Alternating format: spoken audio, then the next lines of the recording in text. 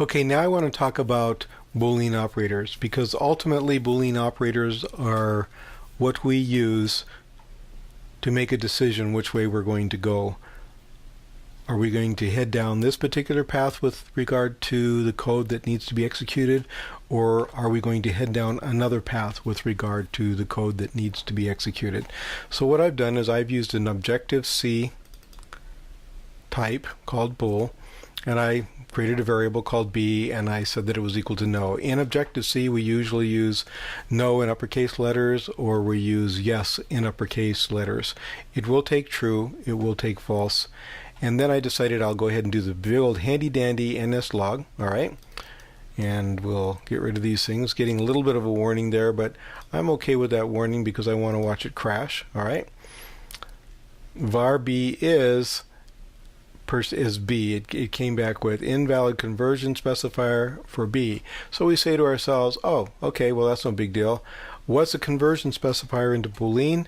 Well, we find out that there isn't one. Okay, so one step is just to go ahead and go with an integer, because in truth, Objective-C treats zeros as a no, and anything greater than 0 or anything non-zero as a yes, not necessarily greater than 0. Okay, so I'll go ahead and I'll do this, and it's going to come back and it says that the var is a 0. And if I double click here and I type in yes and I run it again, it comes back and it says that the var is 1. But I really want it to say either yes or no, or actually I'd rather it to say true or false. So I'm going to use a ternary statement to do that. Alright, and to make things maybe a little easier to read so that I don't have all this error messaging, you know, the time and that kind of stuff, or error logging there, that's what I'm looking for.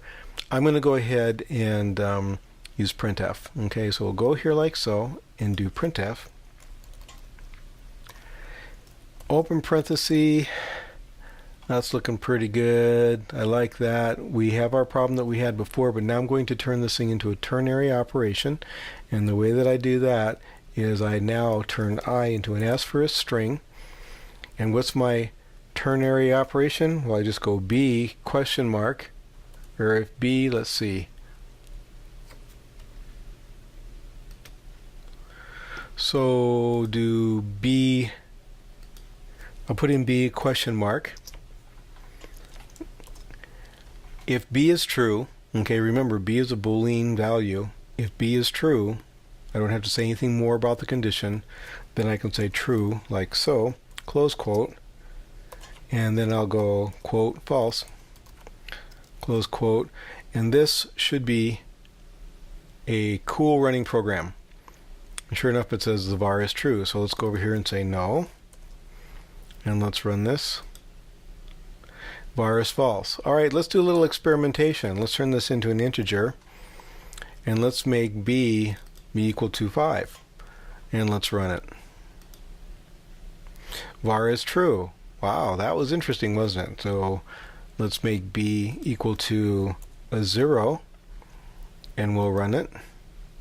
Var is, or b is, or var is false. That's very cool. Let's make it b equal to a -1 and run that.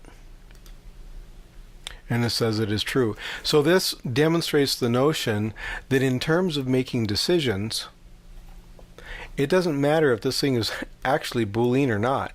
It only matters whether or not it's a 0. Okay? We go ahead and we attach Boolean to it though, because what we've done is we've wrapped our primitive value into some Objective-C functionality that we will discuss later on down the line. We don't just simply have a Boolean answer. We have other things that we will be able to do as a consequence of working with this particular class. Now, one of the things that I would like to do though is create myself a little print utility or a print function that will always report to me what a value is without having to maybe go down this particular road. Okay, and you'll see what I mean by that in just a second. You'll notice that right now, if I can come in here like this, I could go up to the top here like so, and I could say void. Actually, you know what? I'm going to put it down here just so that you can watch this crash. All right. So we'll go down here. I'm going to go void, and I'm going to go print bool, like so, and I'm going to take a bool argument, and I'll call it b, like so, and pop in some parentheses. Oh, this is so happy, right? Grab a hold of this like so, Command C, or better yet, Command X, and we'll pop it in here like so, Command V, and it's looking pretty happy, except that I'm no longer using B right here. So what I'll do is I will call my function, right? Print bool. There it is. Isn't that cool? Tab over, type in a B, pop that in there. We are ready to go. Hit the play button or build it, and it failed. It exploded all over the place. Some of you guys are probably thinking, well, yeah, that's kind of obvious that it would explode, Dave, because we are trying to execute a function that the program doesn't even know about at this point. And that's true. So either we prototype the function, or we move the functions up above. So I'll just move the function up above for right now, just like that. And we'll run it to make sure that it plays nice, and sure enough, var is false because it says no. Now let me do this. Let me Control Z.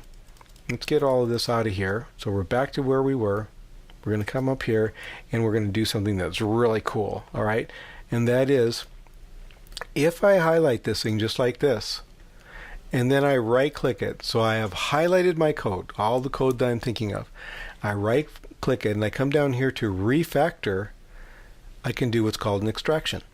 And what that does is it allows me to create a function.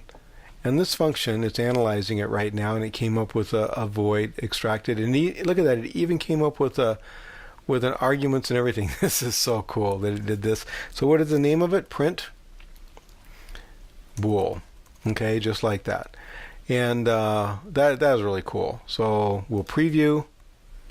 It's letting me know what it's going to look like. You know, this is before, this is after. I really like it. Pick the good old handy dandy save button, and there it is. Void print bool, bool b. Everything that we did before was done instantaneously. Now I will have to tell you that sometimes it doesn't know what to do with the arguments, but you know what? That is nothing compared to having to go through and create all this stuff from scratch. And of course we have the added advantage that it puts it in the right place in the program so that the main will actually be able to see it and execute it.